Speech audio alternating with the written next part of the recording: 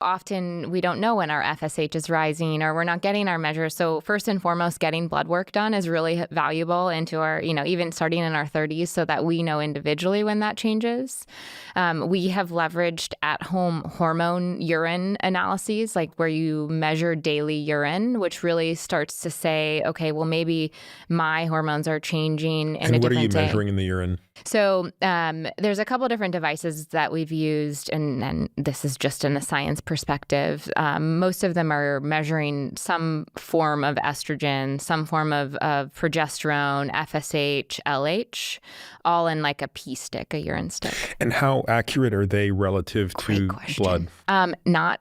They're not. I always say they're not telling us the exact same thing, but we're trying to work on some of that validation so that instead of... So you can correlate what you're seeing in the urine. Absolutely. Yeah. But more importantly, we're now able to see that daily variation. Yep. And so like if I have a spike or one of our participants does, or it's a drop and I feel terrible or I feel better, you can start to identify that.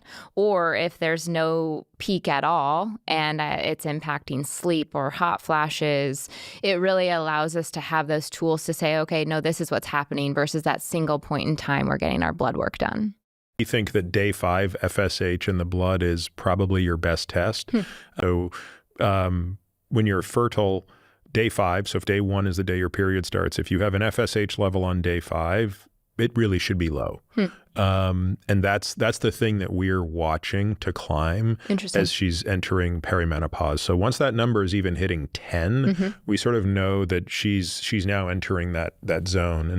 And obviously, if you look at a woman in menopause, that number is going to very quickly rise to 25, 30, 50, et cetera.